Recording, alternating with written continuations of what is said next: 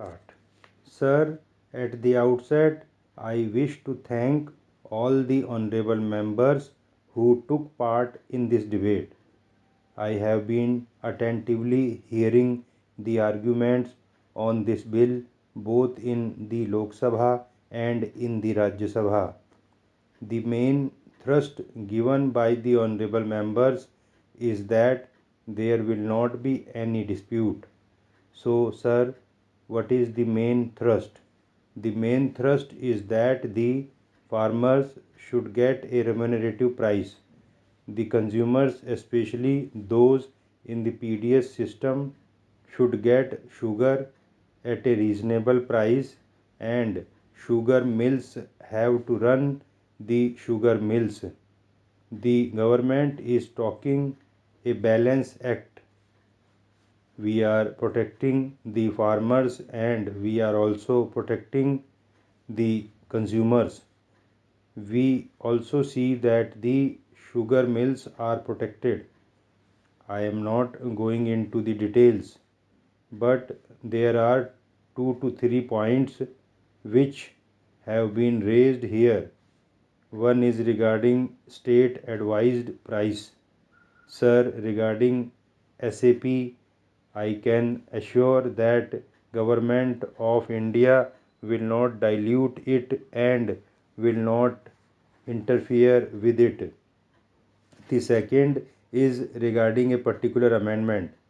The members have said that this particular amendment should not be included in the bill. I assure the members that it will not be in the bill.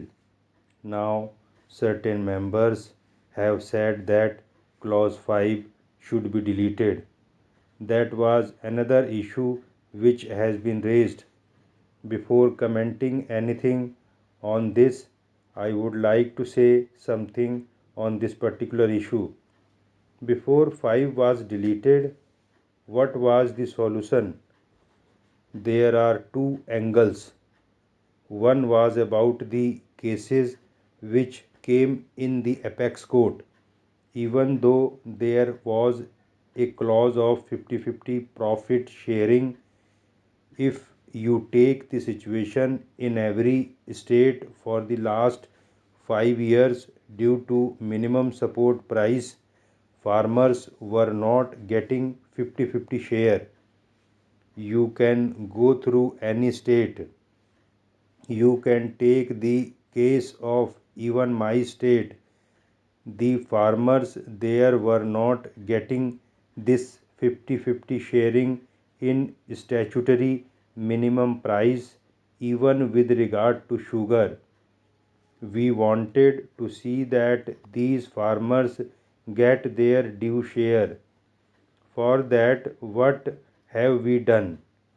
Sir, in the fair and remunerative price, we have added the seventh clause.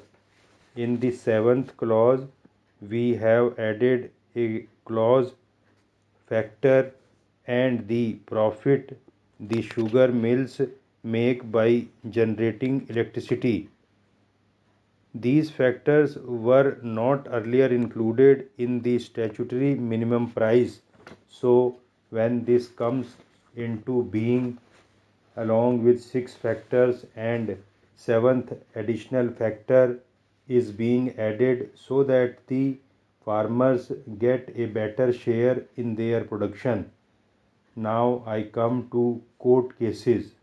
Honorable senior member of this house and veteran lawyer Shri Arun Jaitley has mentioned about these things in this house yesterday.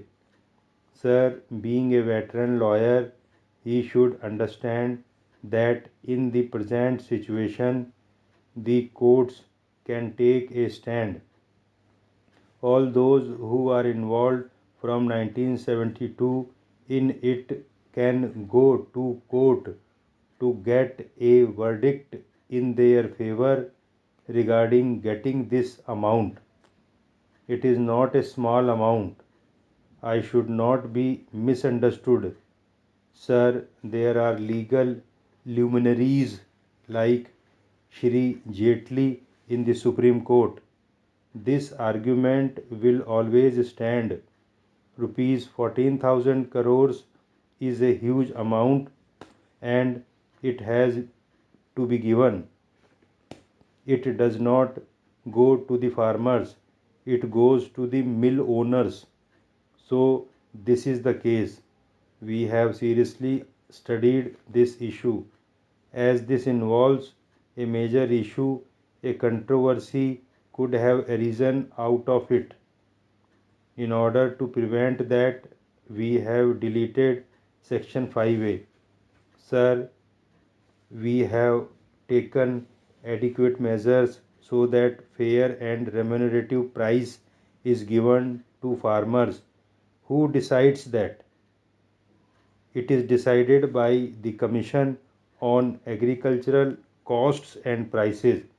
Sometimes it is said that farmers are not taken into confidence while fixing the price. Sir, the Commission for Agricultural Costs and Prices decides the remunerative price, which is the new vision of the state administered price. It discusses this with the farmers, with the state governments, and even the representative of the farmers is in the CACP. This is the position. So, naturally, this will be a better pricing mechanism than the previous one. Hence, this is the position that the government has taken in this regard. I think this will definitely take care of the interests of the farmers and provide them remunerative price. The government has taken a large number of measures to protect the interests of the sugarcane farmers. Sugarcane production in the country has gone up from 154 million tons in 1980-81 to 345 million tons in 2006-7. In the same way, the crop area has increased from 2.7 million hectares in 1980 to 4.9 million tons at present. Sir, yield has also increased from 54 tons per hectare to 71 tons per hectare. This does not reflect a decline in the crop profile or large scale distress of farmers. Some problems do come which are known to you due to cycle nature of the crop. But may I point out one thing?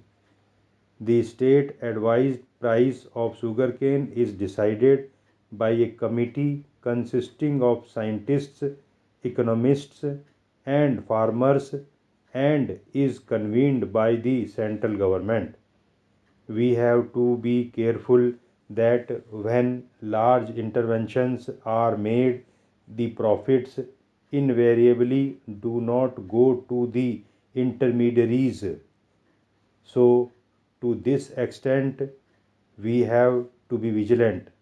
Sir, some honorable members have referred to the recommendations made by Dr. Swaminathan Committee. When the price is fixed for the crop, the farmers should get reasonable price, whether it is sugarcane or wheat or rice or anything. Reasonable price should be given to all the crops. That is also being taken care of when we have taken up this matter. I would argue that the government's intervention has resulted in achieving all its three objectives, which are price stability, remunerative price to farmers, and sustainable growth of crop substantially.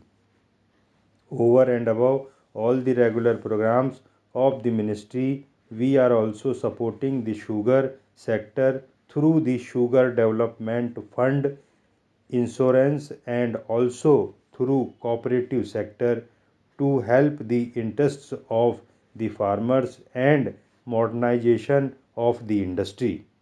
Sir, the main aim of government is to make sugar affordable to the consumer, give a remunerative price to the farmers, and help the industry thrive without being exploited.